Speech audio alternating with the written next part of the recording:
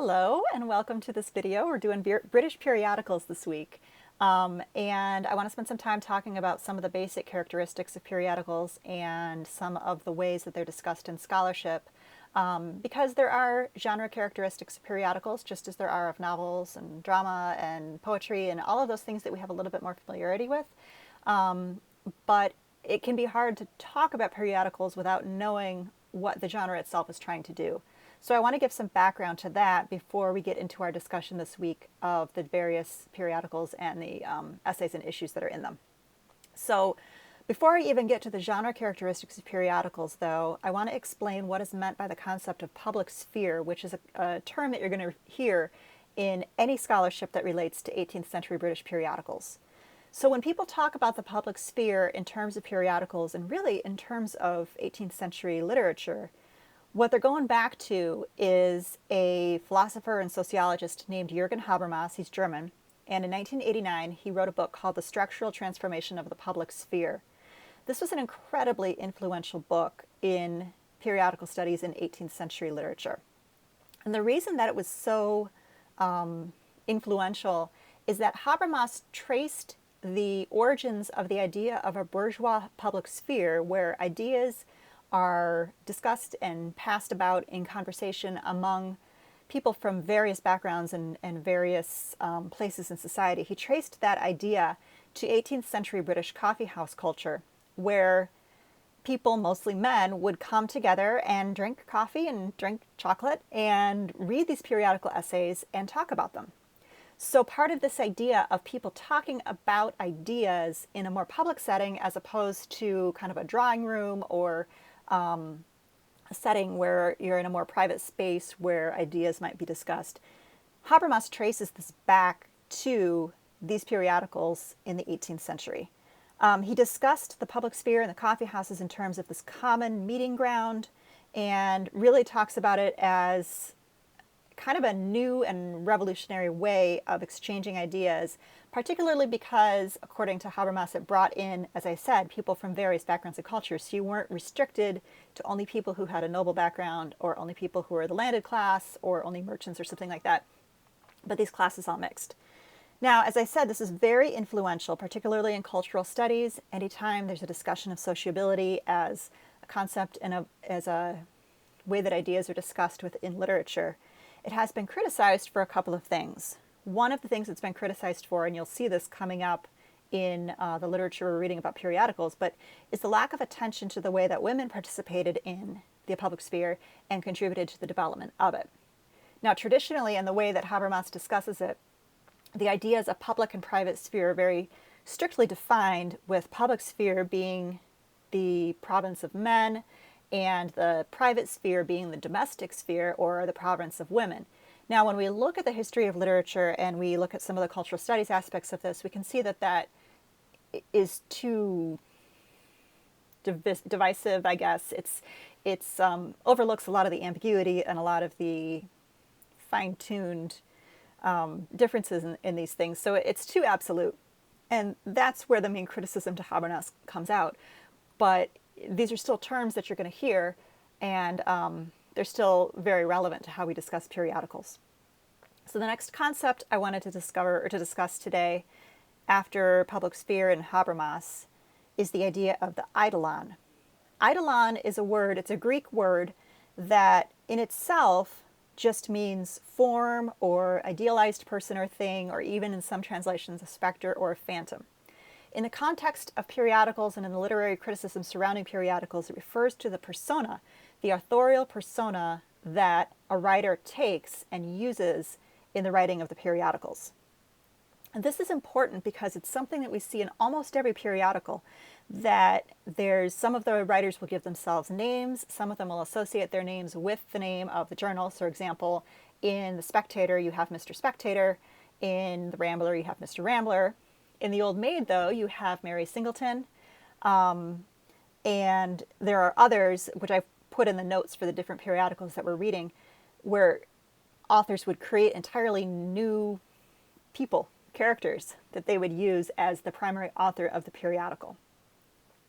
Now, the use of this fictionalized persona gives writers space to reflect on what it means to be an author, because they can kind of separate themselves out from it, and they can use this other persona or this other way of identifying the self to kind of step back and talk about being a writer within that context. And it also, by creating that fictional persona, allows the reader to think about those same things, because the reader is able to see that there's a little bit of separation there between the actual historical writer and the persona or the eidolon that is being used in that particular periodical. Now, speaking of that, a lot of the periodicals, because of these eidolons, were technically anonymous, but not really anonymous. Most people knew who the actual writer was, even though that wouldn't appear on the title page or in the masthead or anything like that. And if you look at the list of the periodicals that we're reading, I think all of them on our list are writers that were prominent for other things. Novelists, playwrights, cultural critics, whatever. I mean, these are not, it's not some guy hiding out in his house trying to, put something out there and nobody knows who he is. These are extremely prominent writers who are generally trying to make a name for themselves in the public arena. So they're not these shrinking violets. They're using the eidolon as a literary device, not necessarily as a way of maintaining anonymity. Now, because of the way the eidolons were created as literary devices, a lot of critics think that the development of periodicals is tied closely with the development of the novel, and that the way that different fictional devices are tried in periodicals, you can see those same things happening within the novel. For example, as we talked about a little bit with the female Quixote, there's a point where the novel is diverging into realistic fiction or romantic fiction, and there's some tension between those. There's obviously a lot of place where those grounds still come together within the novel, but the novel is starting to move more into realistic grounds as the century proceeds, and certainly by the time we get to like Dickens, the Victorian novel in the 19th century, it's very much realistic fiction. We don't see a whole lot of romantic fiction in the way that it's depicted a little bit in the female Quixote. And so this idea of realistic fiction kind of taking over, we see in the periodicals, which are purportedly, of course, about real people telling real stories about real events. We don't see so much of the kind of romantic, like French romance, kind of romance that we saw earlier in the century. Also, the development of the eidolon, the writer as a persona, is character development. So it's a way for writers to create characters who are doing things, not just to write something under their own name. Additionally, many of the periodical writers, in fact I would say most, introduce additional characters into their writing. For example, in The Old Maid in issue 2, we get this whole thing about the old maid's niece, Julia, and she's given, characteristics and dialogue and plot and all of that kind of stuff. And we see her throughout the course of the existence of the periodicals, or the periodical's existence for the 2 years that it was being published. We see the same thing in The Spectator. We have Mr. Spectator, who was, of course, an amalgamation of Addison and Steele. They both took on that persona jointly. But then they have the Spectator Club, and there are all these other men who were part of their little coterie. And the same is true for the female Spectator. We have Eliza Haywood as the primary voice as the female Spectator, but creating these other voices as well. Now, this isn't to say that there were never other contributors to the periodical who may have adopted some of these voices, but for the most part, it was the single author or authors who were the primary authors for the whole thing, who were writing in these different voices or including these different voices as part of their discussion, and really building character and developing character in the same way that you might see in the novel. Finally, the last thing I wanted to talk about are some of the basic characteristics or tropes that we see in almost every periodical. And I'm getting this from Manushag Powell's book called, now I can't remember what it is called, Performing Authorship. And so she notes that almost all first issues, and sometimes it goes into the second issue, will have several steps. One, it will introduce the persona of the writer, and so it will kind of create this eidolon and tell you who it is that is your host for the time that you're working with the periodical. Next, there's going to be a motive of writing. Why did this person decide that they needed to sit down and write? Next, there's going to be a note that there are always so many periodicals, followed by an apology for adding to the pile of periodicals that exist there, followed by a plan for what the periodical is going to do, what's going to happen in the later issues. And many of the periodicals that we're reading together over this week do follow that pattern. You'll be able to see it laid out in many of the early issues that we'll be looking at. Certainly in the Old Maid, in the Female Spectator, and in the Spectator. The other ones are later issues, so we don't see that kind of thing as much.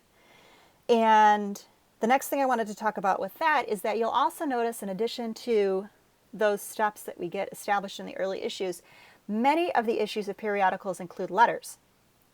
And so the device is that the Eidolon will say, I received this letter from so-and-so, and then they'll print the letter, and then they'll print a response to the letter.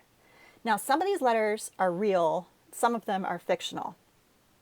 For the purposes of what I want to discuss here, it doesn't actually matter that much if they're real or if they're not, because what this inclusion of letters demonstrates is that part of the genre of the periodical requires that there's a conversation between reader and author, that the author knows that they're writing to somebody and the reader is expected to give feedback back.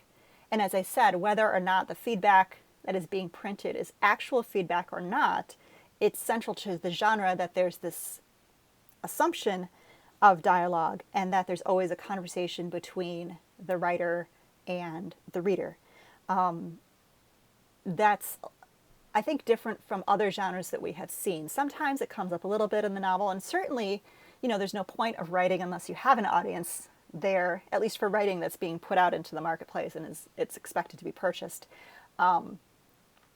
If there's not an audience, if there's not a reader, then that writing is not going to succeed in the literary marketplace. So that assumption is kind of always there, but in periodicals it's really explicit. It's, I know I'm writing to you and I want you to write back to me, kind of in the way that you have, I don't know, like Dear Abby or other advice columnists that you get now. That's central to the genre of an advice columnist is that somebody's writing in and that there's some kind of conversation back and forth. Not every letter is in that genre of advice columnist, not every issue of a periodical includes that, but it is a frequent thing that we see in periodicals, and I think it's important to think about the entire genre in that way, that even when there's not an explicit conversation with an explicit reader, that assumed a relationship between reader and writer is always underlining what's going on in the periodical. And the last thing that I wanted to note is that these periodicals, even the ones that were short-lived, were popular and achieved prominence largely because the writers were prominent for doing other things. So many of the issues were reissued in subsequent editions as, books or like collected essays. Many of those are the ones that I drew from for the texts that we're reading together simply because they're freely available online. So we might see a periodical that was originally written in the 1750s, but we're reading an edition from the 1770s or something like that. I just wanted to raise that as an issue just in case it came up. You'll note in, I think it's Old Maid issue number 2, she makes a comment, the author makes a comment about a disagreement that she had been having with another periodical called The Connoisseur, but there's a line in the edition that we're reading saying that that section has been removed because The Connoisseur removed the criticism from their own periodical, and therefore it's kind of a moot point. So that demonstrates that there is a little bit of progression or changing of the way that things are printed as they go, that in the original 1750s publication of that issue, there was an exchange with the periodical Connoisseur, but at the time it was reprinted a few years later, it was over, and so that part was taken out by Francis Brooke, who oversaw that whole process. So I think maybe one more thing to talk about is the concept of paper wars, just because I mentioned the Connoisseur. Paper wars refer to papers being in conversation with each other, periodicals being in conversation with each other. So just as we have seen in other works of 18th century literature that there is some competition and some arguments within the texts of the literature about who is a good author and who isn't, that kind of stuff crept into the periodicals as well. And there would be competition among the different periodicals. So one periodical might criticize another in its content and then the second one would criticize back, and then a third would come in. And so there were instances where these sorts of wars went on for a while. Some of them started merely as publicity stunts, so the more people would buy the periodical. I think others got a little bit more serious in tone, but that is kind of there too. So just in case you see the term paper wars in anything that you're reading, that's what that is referring to. So that's about it for background on this. For the periodicals that we're reading, I have a separate set of notes for each issue. So as you go through, you can keep those with you. It'll give you the bullet points and the main themes that I wanted you to understand as you were reading each issue. If you have any trouble like actually reading the quality of the issues, the print or anything like that, let me know and I'll see if I can help you out with that or find a sharper version for you to read. But I am very much looking forward to our discussion of this. I think that these are going to be fun, and I think it's a little bit of a shift from the novels and the poetry and all of that we have been doing. So I think it'll be good, and it's a great way from a cultural studies perspective to really get a sense of what's happening in England in various parts of the 18th century. So it'll be good. I hope you enjoy it.